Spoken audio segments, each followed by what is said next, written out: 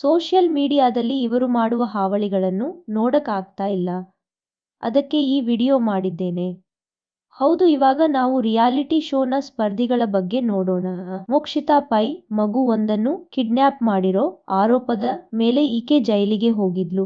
ಆದ್ರೆ ಮಗು ಸಿಕ್ಮೇಲೆ ಆ ಮಗುವಿನ ಪೋಷಕರು ಇನ್ನೂ ಚಿಕ್ಕ ಹುಡುಗಿ ಬಾಳಿ ಬದುಕಬೇಕಾದವಳು ಅಂತ ಕೇಸ್ನ ವಾಪಸ್ ತಗೋತಾರೆ.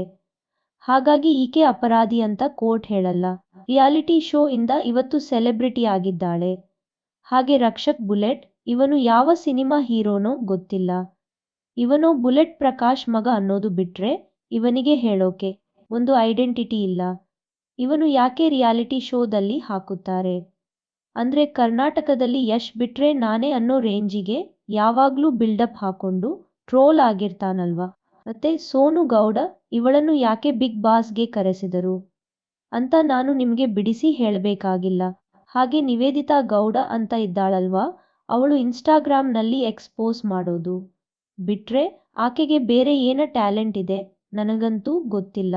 ಹಾಗೆ ಚೈತ್ರ ಕುಂದಾಪುರ ಉದ್ಯಮಿ ಒಬ್ಬರಿಗೆ 5 ಕೋಟಿ ರೂಪಾಯಿ ಉಂಡೆನಾಮ ಹಾಕಿದಕ್ಕೆ ರಿಯಾಲಿಟಿ ಶೋಗಳ ಸೆಲೆಬ್ರಿಟಿ ಸ್ಟೇಟಸ್ ಕೊಡ್ತು. ನಮ್ಮ ಜನಗಳು ಈಕೆ ಬಂದರೆ ಸೆಲ್ಫಿ ಕೇಳುತ್ತಾರೆ.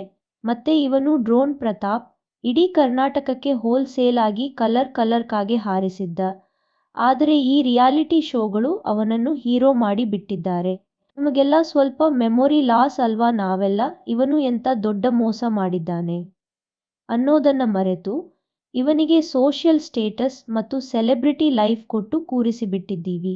ಯಾಕಂದ್ರೆ ಒಂದು ಸುಳ್ಳು 10 ಸರಿ ತೋರಿಸಿದ್ದಾಗ ಅದನ್ನು ಸತ್ಯ ಅಂತ ನಂಬೋ ಜನ ನಾವು. ಈ ನಮ್ಮ ಭಾವನೆಗಳನ್ನು ಟಿವಿ ಚಾನೆಲ್ಗಳು ಅದನ್ನು ಚೆನ್ನಾಗಿ ಬಳಸಿಕೊಂಡು ದುಡ್ಡು ಮಾಡ್ಕೊಂಡ್ರು. ಟಿವಿ ಚಾನೆಲ್ಗೆ TRP ಗಂತೂ ಕಡಿಮೆ ಇಲ್ಲ ಬಿಡಿ. ಹಾಗೆ ಟಿವಿ ಚಾನೆಲ್ ಟ್ಯಾಲೆಂಟ್ ಬೇಕಾಗಿಲ್ಲ. ನೀವೇನಾದ್ರೂ ವಿವಾದ ಮಾಡ್ಕೊಂಡು ಹೆಸರು ಹಾಳು ಮಾಡ್ಕೊಂಡ್ರೆ ನಿಮ್ಮನ್ನು ಸ್ಟಾರ್ ಮಾಡ್ತಾರೆ. ತಪ್ಪು ನಮ್ಮದು, ಚಾನಲ್ ಅವರದಲ್ಲ, ನಮ್ಮದೇನೆ. ಯಾಕಂದ್ರೆ ನಾವು ಯಾವ ತರ ವಿಷಯಗಳನ್ನು ನೋಡ್ತೀವಿ ಅವರು ಅದೇ ತರ ಕಂಟೆಂಟ್ಗಳನ್ನು ಮಾಡುತ್ತಾರೆ. ಪಾಸಿಟಿವ್ ಆದ್ರೂ ಸರಿ, ನೆಗೆಟಿವ್ ಆದ್ರೂ ಸರಿ, ಫೇಮಸ್ ಆದವರಿಗೆ ನಮ್ಮ ಸಮಾಜ ಕೊಡೋ ಮರ್ಯಾದೆನೇ ಬೇರೆ. ಅದಕ್ಕೇನೆ ರಿಯಾಲಿಟಿ ಶೋಗಳು ಅಂಥವರನ್ನೇ ಕರೆಸ್ತಾರೆ. ಹಾಗೆ ಇನ್ನೇನು ಬಿಗ್ ಬಾಸ್ ಶುರು ಆಗ್ತಾ ಇದೆ.